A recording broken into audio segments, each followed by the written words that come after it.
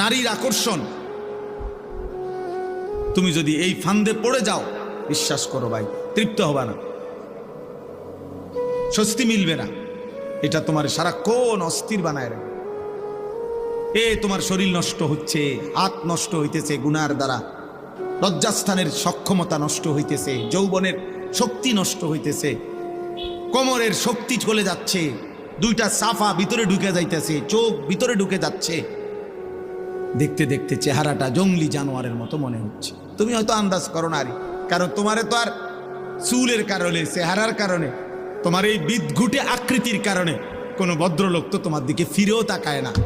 কেউ তোমারে বলবে, তোমার যে ডাকাইতের মতো চেহারা, তোমারে বলবে কে যে তোর এই অবস্থা কা, আর তুমি তো গারফাক দিবা, তুমি তো এমন গারফাক দিবা যে তোমার বাপেও তো তোমারে ডরায়, তোমার মাও তো তোমারে ভয় পায়, তো তোমারে আর ডাক দিব কে? তোমারে আর ডাক দিবে কে?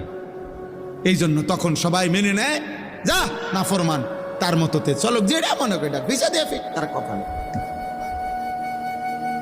যার মা তাকে ছেড়ে দেয়, যার বাপ তাকে ছেড়ে দেয়, এবার সে আর কোথায় আশ্রয় যাবে?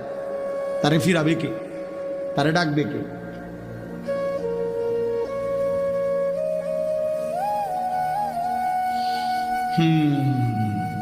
ইয়া আইয়ুহাল্লাযীনা আমানু লা তাত্তাবিউ খুতুওয়াতিশ শাইতান।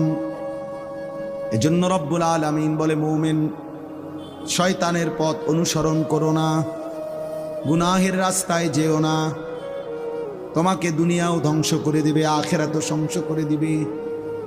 ওয়া মান ইয়াত্তাবি' খুতুওয়াতিশ শাইতান